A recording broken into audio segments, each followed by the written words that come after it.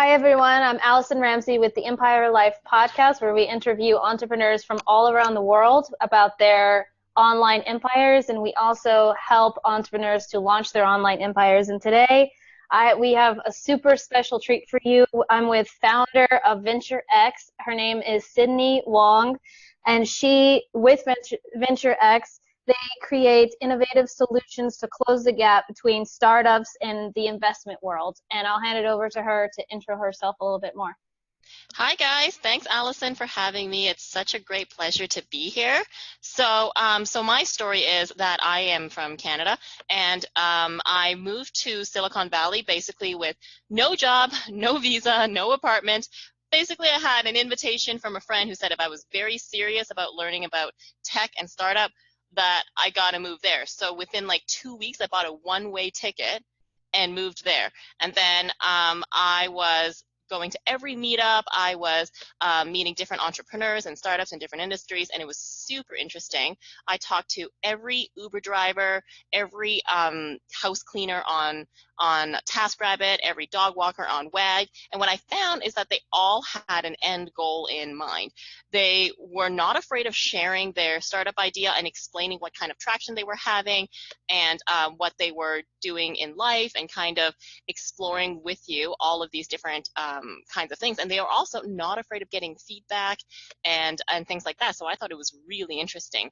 I learned a lot about the startup industry when I was in Silicon Valley, and then unfortunately when my visa didn't work out, I had to come back to Canada. But I also brought back with me the startup that I wanted to build. I wanted to build a world that was more inviting to startups for everyone. And I felt that their kind of assertive nature and community there was exactly what places like conservative Canada needed.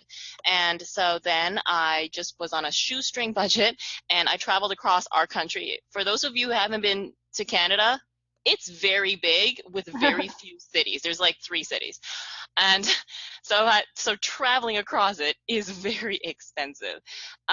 So I did that, and I was researching investors and startups and seeing what each other's pain points were and why there was such a big gap in the market. So startups always felt like their biggest pain is that they had trouble getting to the next step of the business, and they always had trouble with funding. And then the investors felt that they were being over-solicited by a lot of startups that were unprepared, because there are more and more startups now than there ever was. And yet the amount of successful funding and startups and things like that are not actually increasing. So that's kind of what our mission is to help the 90% that fail in their first year see why they fail and provide a solution to help them best get prepared and connected to investors.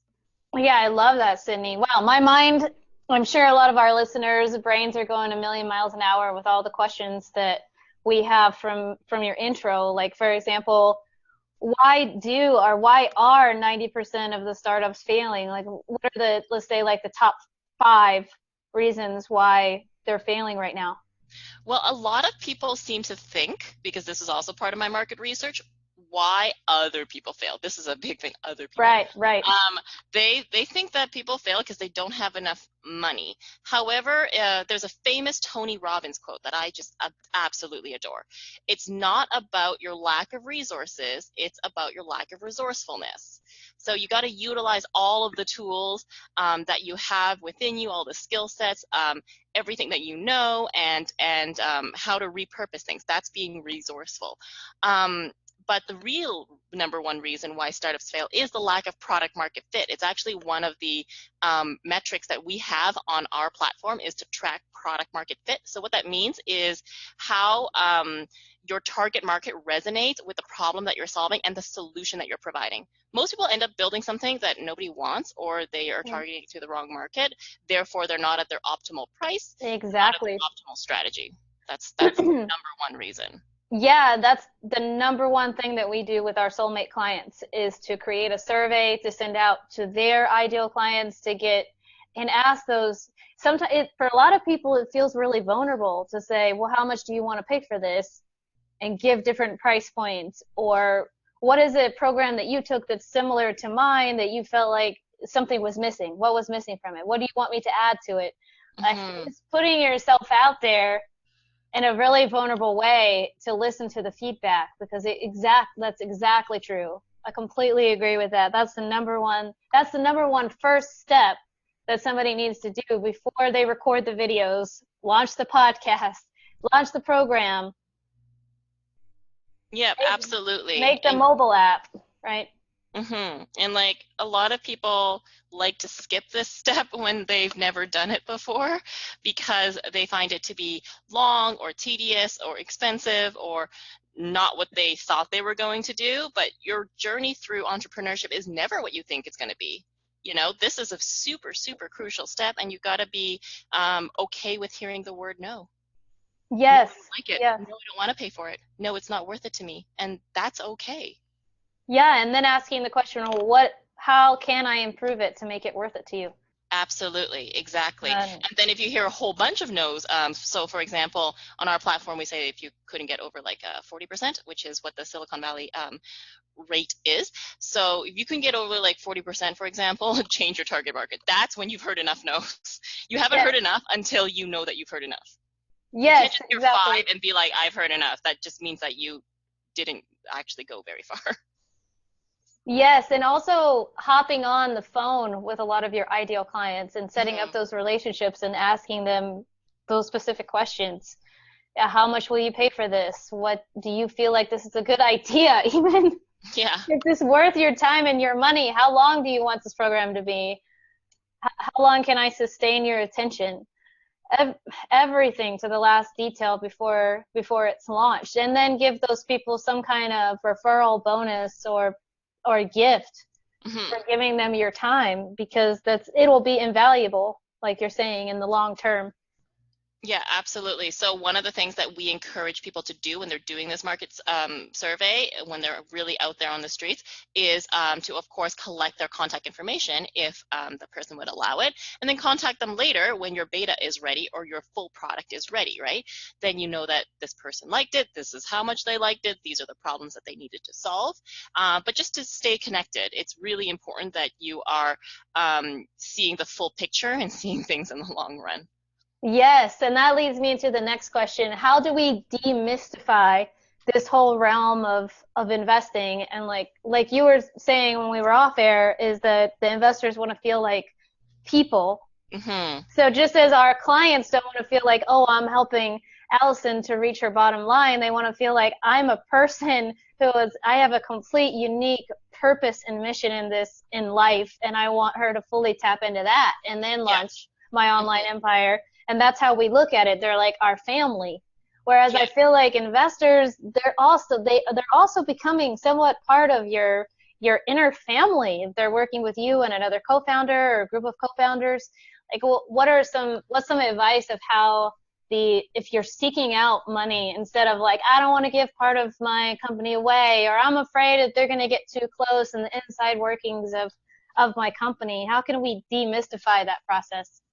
Right. So a lot of people don't know that a typical investment firm would get something like over 200 applications for investment per person in one firm, and that is insanely difficult, especially when you already have an actual 9-to-5 job, and looking at that many applications isn't really part of it. So it doesn't matter which level of investment firm that your particular role is at, but in terms of investors, you have to imagine that means they get pitched all the time, right?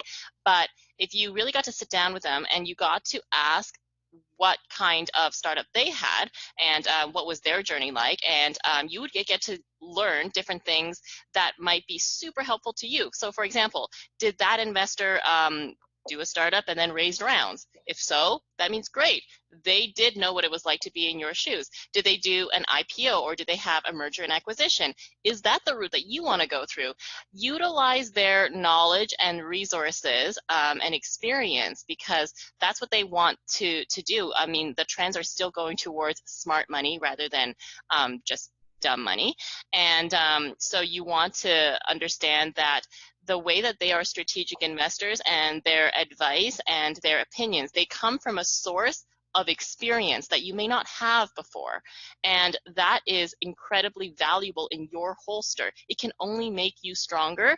And that's kind of when you have to decide, okay, well, which path am I looking for? And therefore, if I go with this investor, will he or she lead me down the path correctly? Because as soon as they are signing that partnership with you, they really are your partner, you know? Exactly. You're not really just thinking of the short term, which is just, okay, well, I need this much money because I just want this much money and it's going to go towards this, this, and this. It's really, okay, this is the money that is being invested in order for us to grow together. And you do have to like working with that person. You know, if you were to spend a day with this person, a typical work day, would you be happy at the end of the day? Do their personalities really mesh well with yours? Is this somebody you can learn something from? Is what they've done in the past something that, again, is valuable to you in your future? So all of these things you have to have the answers to, and when you do, that's one step closer to treating them like a person rather than like a bank. Exactly. I completely agree with that. And do you feel like a lot of the investors are comfortable with having more of a mentor position? All the investors on our platform do. In fact, one of them have explained that for those more in niche industries like financial technology, insurance tech, legal tech, so more niche industries, for example, they were explaining to me a couple of experiences that they've had that they were on the board of, or that they provided a minor investment in because their friend asked them to, or something. But they felt that when they couldn't provide a strategic value or an opinion when holding a board seat and voting rights and things like that, that it didn't give them a good feeling. Right? And so they really want to be a positive source in your investment future, because an investment is exactly that definition, that you put something in order to see it grow. So therefore, you're building the future together. And that's kind of where the involvement and participation kind of comes in. And that's one thing that I think that a lot of startups don't really see or take advantage of when they're looking for it for the first time. Yes. Oh, yeah, totally. Instead of having the attitude of, I'm giving a percentage, I'm the one that's giving the percentage to this investor, instead Right. of looking at it as how much value are they adding, because it's fulfilling for them. Like, why do they even get into that in the first place? Most likely because it fulfills a need and desire of theirs to give what they didn't have, or that's the kind of investor that I personally have in the past seeked out, or I will seek out, that they are fully comfortable with being in the mentor role for me and giving me what they feel like they didn't get. Exactly. Yeah, exactly. And so if they want to see their money grow and they know that they have a contact or a resource or, a promotional thing, collaboration somewhere that they can offer, of course they want to offer it to you because it's better for them. So you have to kind of see it as a two-way party, because that's really what it is. Yes, I completely agree. So moving into also like business loans, we had touched on that, and it's something that comes up regularly with me, or in conversation and networking meetings, that, well, I'm not quite sure what it takes to get out there and get in front of an investor, and now they know that they can talk with you at VenturX and be able to get those strategies. Though a lot of times it seems like too mystified, and I don't even know where to start or how to pitch them, who to reach out to. And I'll go and take a loan from the bank for thousands of, I've talked to some people, it's almost $1 million that they've taken out within a year. And for me, that feels really scary. Yeah. And you had quoted Gary Vee on that, and what is your take on that when you hear something like that? So that to me is very scary. I personally know people who are in debt for years and years and still couldn't pay it off, when they were just kind of putting everything on credit card loans, or putting things on a second mortgage or things like that. So it is definitely super scary. One of the things that I did hear from Gary Vee, and I think is really interesting, is you are either going to have time or you're going to have money. And of course, startups believe that they don't have either.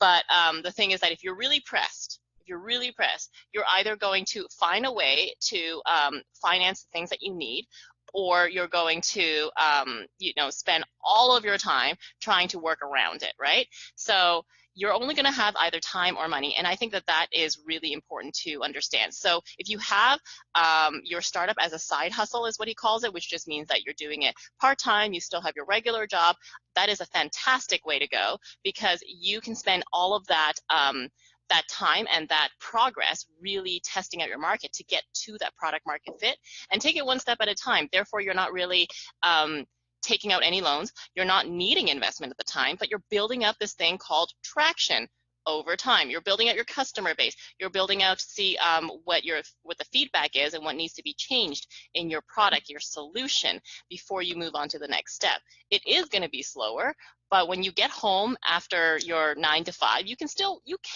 work up until midnight or whatever, and on the weekends, and you can still work on your side hustle, doing lots of things. Either it's calling up leads, following up with them, downsizing things that you don't need anymore in order to finance other things. And there's lots of ways around needing someone else's money or a bank's money right away when it's not the right time. So that's kind of where it all boils down to, is choosing the right opportunities. And one of the biggest mistakes is to not take any opportunity at all, right? So a lot of people, like you said, are saying, I don't know where to start. Well, you don't know where to start because you didn't start. You didn't do anything. Exactly. That's why you don't know where to start. Or you're believing so-and-so who's telling you experiences from that they have heard. Again, no personal experiences. If you have no experiences, you're never going to get to the next step because you didn't do anything. Yeah, or like I was telling you, I hear a lot of entrepreneurs say, well, I need to take the risk. And it's like, well, yeah, working a 9 to 5 and then coming home and having no social life is also taking a risk. It is, yeah. But it's a little more of a healthier risk. Mm-hmm, definitely. To save up like an emergency fund, or have some kind of chunk of change before you launch into your full time, and know, like you said, what the market fit is for you. Get your marketing, branding, work with someone also on that, have some extra money to work with someone, and then launch into it. Yeah. You're creating somewhat of a safety net for yourself, as opposed to saying, I can rely on this, and then you got to start paying back the loan at some point. And it becomes also really challenging. And I've also fallen into this loop at one point. This is my third company. In my first company, I fell into the loop of, well, I'm predicting. We tend sometimes, when we are the co-founders or founders of our company, to over-predict or overestimate where we're going to be financially in so many months, instead of saying, okay, how can I see the trajectory in more of a realistic fashion, or slower, and may go a little slower than we predicted, as with the financial growth. Though we have a lot of momentum and traction, it takes a lot of time for us to become more visible within the marketplace. Yeah, every single investor and every single startup that's currently on the VenturX platform will be able to tell you everything takes more time and money than you expect. Yes. Yeah. How can you? It's so much more. Right. How do you suggest for them to predict that? How do you go about, I guess, the language or your advice on predicting in a slower way? And we entrepreneurs tend to be overachievers, and they move fast with everything that they do. So that in itself is a challenge. Yeah, well, moving fast is definitely better than not moving fast, for sure. One of the things that I would suggest is to have like 90-day plans, so about 3 months in advance, and then have that affect your end of year plan. So if you are always updating these plans about every month or so, you'll see that, okay, well, if a year from now I'm supposed to have 25 or 50 or 100 clients, then within the first 90 days I'm supposed to have this many clients. And within the next month, you already should know the names of those clients, right? So that's kind of how you would be able to predict it, by taking small chunks and seeing if it's affecting the speed that you thought you were going to be at. in the next year or 2 or 3, and then oftentimes it's not going to be. Oftentimes you're going to be spending more time and more money to achieve those goals, and that's kind of where you have to adjust all of the time. The important thing is that you have to make it as realistic as possible, but the only way to make it more realistic is to make your vision a little bit shorter in terms of your goals. So 30 days, 90 days, then 1 year. Okay. Yeah, I love that. Cool. And Sydney, before we hop off, if you knew what you know now and you were starting your first company and becoming the founder of any kind of company, an entrepreneur, what are some of the like 3 to 5 gold nuggets that you will share with our tribe? So the first one I wanted to share is that I was somebody who actually turned away investment multiple times. So they were from our VenturX investors, but some of them were from our VenturX investors. And so the reason for that may be surprising to some. However, you have to understand that the opportunity is really dependent on all the different factors, not just if my company needed the money, because of course companies can use the money. There's just different ranges of need, and but the point is that I wanted to make sure it was the right time. So did you build out the product or the solution or the traction or anything enough for you to be in a strong negotiating position? The more you do, the better equity kind of negotiation position you will be at. So that means that you would be in a stronger position to discuss, okay, well, this is how much of the company that I should be giving away because this is how much work we've done. This is how far along we are at this stage, right? So always be thinking of how can I go into the meeting with my plan A and plan B, and don't take every investment just because it's in front of you. I didn't, and that would be my first tip. My second one would be to see things from other people's perspective. So when the investors are giving you money, also see it as this is a person with a family, and especially if it's a private investor. And this person has had experience with doing, bringing companies to IPO. This person has experience with fundraising 5 or 6 rounds. This person has experience in other markets, US, Canada, Asia, Europe. So how can your company be benefiting from this in the long run, and kind of seeing how can we work together, you know? So see the opportunity as a whole, not just an amount of money. Because the amount of money will go away. It will go away for sure. That's what money is for. It's liquid. And then the third one would be that is a great quote that I love from Barbara Corcoran. She's on Shark Tank, and it doesn't matter how often you fall, it matters how quickly you can get back up. So whatever your biggest fail is, just remember that it's up to you to be on your feet as quickly as possible. You can feel sorry for yourself for years, or you can find a different solution on how to get out of this like failed situation or obstacle or anything. But your timing is the only thing that is your variable for your success, because startups will never have enough resources to compete with the incumbent in the market. They only have speed. You are at a stage where you are so young, you can change your entire product within a couple of weeks. But you won't be able to do that if you're just kind of sulking or feeling sorry for yourself or reflecting or pondering. You really, really need to try out all the different solutions. So that's kind of where your biggest strength would be, and that's kind of how you change your vulnerability, which is whatever this failure moment is, into your strength. Go on podcasts, tell your story, or tell it on social media. But whatever it is that you need to do, make sure you do that as quickly as possible. That's kind of why we, wash off at the end of the day, hot shower, hot bath, wake up the next morning, and just be ready to go, because you don't really have a lot of time. You don't really have as much time as you think you do. Yeah, the resilience. You need to. Yeah, and then I would say another one is that a lot of VenturX prospects, when they come to us, they say, I'm really new, I don't really know what to do, and I don't think I have, a lot of traction. And so when we test out their traction, they do better than they think. Of course, the flip side is also possible. Those who think that they're amazing also test out their attraction, and they may not be. What I mean is, you don't know what you don't know. You don't know how great, or you don't know all the things that you can offer that you may not be thinking about, you may not be aware of, that investors are looking for, that the market is looking for, that we are looking for, until we can really assess all the different parts of your business, right? So you don't know what you don't know means you don't know how you're being compared, you don't know how you're being seen, and you don't know how you're being evaluated until you really try it out.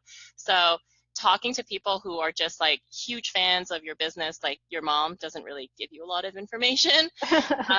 Even talking to your biggest fans in terms of your customers don't give you all the information, because you have to see everything as a whole in terms of your traction. It's one of the hardest things to measure, but they're the only things that you can measure as an early stage startup looking for investment, because you probably don't have your cost of customer acquisition or Yes. your long-term, your customer lifetime value, because your customer hasn't left yet. You just started, and so I find it also useful to ask people that have no clue what market you're in, and they've never even heard the words that you're talking about, and you show them the design of your online presence, or I'm thinking about doing this program, and that feels to me sometimes we do look to our ideal client, though sometimes we need to go to conferences that have absolutely nothing to do with our industry and ask them, and we feel like an alien, or I do,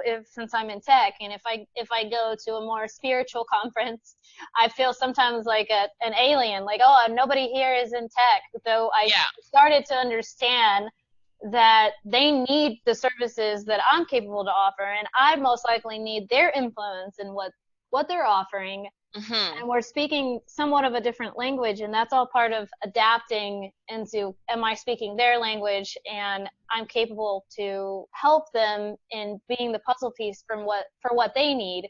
As if we're both offering the exact same thing, or we're talking the same language, we're not sometimes capable to be able to collaborate, because we're having the same strengths. That's exactly right. And I think that would be a great fifth point, is to speak their language. So a lot of people are so in love with their industry, so in love with their product, they can't actually present it, because they have something called the curse of knowledge. Yes. So they just know too much. They know way too much. I worked with the startup who was in, she's in cosmetics, but it's kind of like a health kind of cosmetics, or skincare is not cosmetics. And she talked so in depth about the science that went into this. She didn't explain anything about her business. And then when I asked her about conversion, engagement, like, business things, she just went back into her terms. And I'm like, okay, you won't be able to speak to an investor, because they have no idea what you're saying, and you just know too much about your product, and you're too into your product. You're not working on your business anymore. Exactly. And therefore you can't communicate it to someone else who's not in your industry, and that is a huge source of improvement for her. And so that's exactly right. So I think those would be 5. Let's say it's the first one is, make sure that you see your opportunity as a whole. Don't take every investment. The second one is to, I think, see from other people's point of views. The third one is, what was my third one?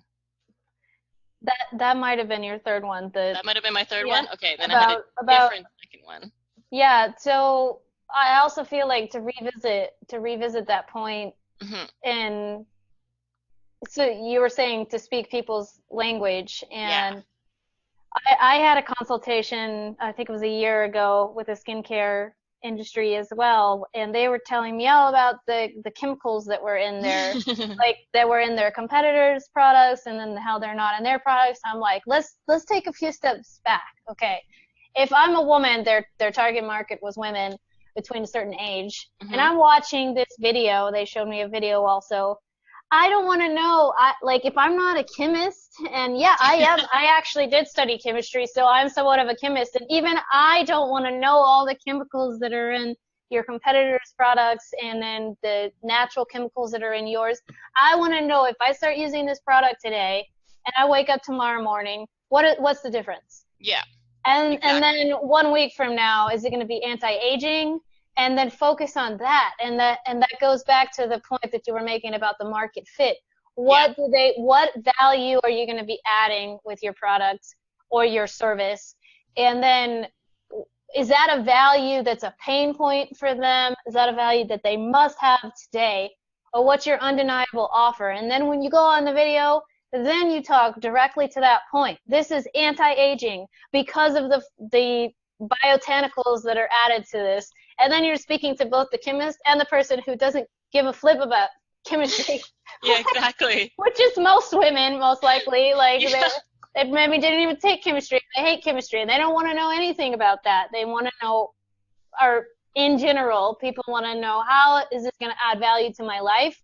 Mm-hmm. And then from there, they most likely don't even care about the price point of it, because you already told them that in 2 weeks they're going to see a difference in their skin, and it's more moisturized, they're anti-aging. Yeah.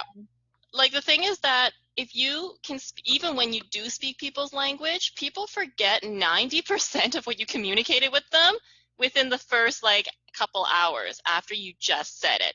So imagine how much more difficult it is if you don't speak things in terms that they understand. They can't retain they will retain less than 10%. And that is extraordinarily difficult for you, right? Because communication is really just how you are saying something, how someone else is understanding it. But yeah, so that's number 4, that they only retain 10%. So yeah. You feel as if you're repeating yourself over and over. Probably are, yeah. You are. Like, I already said this, that the conversation I have with myself on a daily basis is, I might be repeating myself. For sure, I am repeating myself, and it feels like that to myself. But there may be one person that hasn't heard it yet, and that's my ideal client, one of my soulmate clients, that they need to hear it, and therefore I need to be visible today. I need to put myself out there, because there's that one person that's listening. Somehow they weren't reached yet by me. Instead of having the idea that I've already said this and everybody knows about me, and getting defensive as well. How come you never heard about me before? I'm out there. I'm an influencer. Though, even as much as you are an influencer, there's still going to be the 1 to 10 people that have not heard about you, that you need to go on your Facebook Live, or you need to reach out to the investors, and also not assuming that investors have heard about your company. Yeah, perfect. That's exactly right. And one of the investors actually said to me, and it's very interesting because you and I both have a marketing background as well. So we know that you can never overmarket as a startup. Yes. You will never have enough time and money to do that. Don't worry. You're not going to be flamboyant. It's impossible. So one of the investors said that, it is to your advantage that by the time you come into this room, I would have heard about you like 10 times already. He's talking about a small community, because this particular investor likes to invest like within communities and things like that. But if you think about it, that is still really hard. Really hard. So I asked him, what examples would that be? He said, well, I should hear about you from my colleagues, other investors. I should hear about you because you did a presentation at a startup pitch. You were at a conference and you were one of the guest panelists. Maybe you got some publicity on social media or podcasts or talk shows or radio shows or anything. And maybe I've heard about you through advertisements on newsletters, or just like community kind of congratulation things, lots of different things. And to kind of actually have that effort in, that's the way that he would remember people. Yes. And that sounds insane, that's the kind of clutter that we have to fight through these days, to get in front of people and still maintain our calm, cool, and collectiveness. Yes. Yeah, and still manage to have calls throughout the day, and connection calls, and because you can't act like you told them something 10 times, because they didn't hear it 10 times. Yeah, exactly.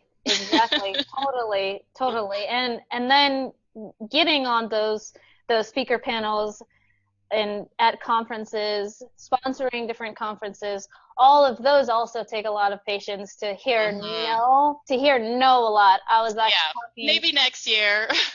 yeah, and continuing and be like, well, I'm not gonna take that personally. I'm gonna roll with that. Yeah, go I make your own conference. That's right.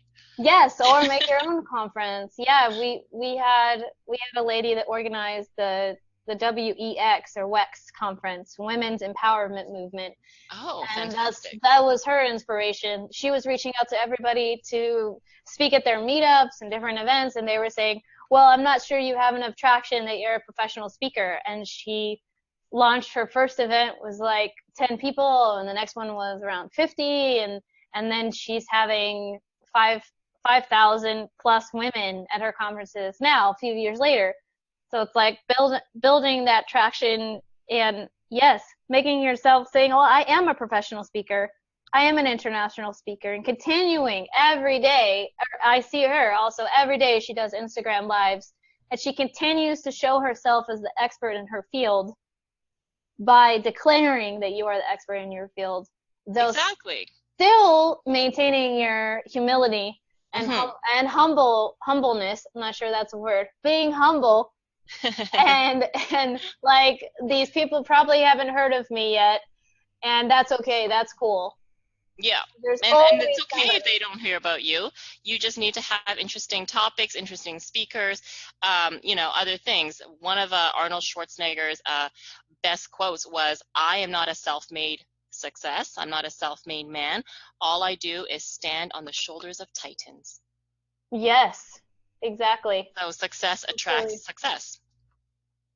That's for sure. Yeah, we've had a couple of live events, or we plan to have more, where there's a speaker panel, and I love how every speaker brings in 5 to 10 people within the audience, sometimes driving, up to 5 hours to come see that particular speaker. And Yeah, then that's within amazing. that, yeah, it's amazing. Within that momentum, then they meet the other speakers, and possibly we can collaborate in some way. Yeah, So perfect. we're all helping each other to network and make those connections. Yeah, but that's kind of how the world is really going towards, right? It's going towards collaboration and connection, and the power of one person is only powerful when you can connect your network, your community, your world, and your resources to see how you can impact others to drive their dreams and goals and everything else too. Yes, I completely agree. And Sydney, do you have anything else to add? I think that that's all. I hope you guys feel free to ask me any questions. There's a contact us form that's directly on our website, which is at www.venturex.ca. So if you have any questions, you can always shoot me a direct email, and myself and our team will get back to you within a couple days. Perfect. Thank you so much. Thank you.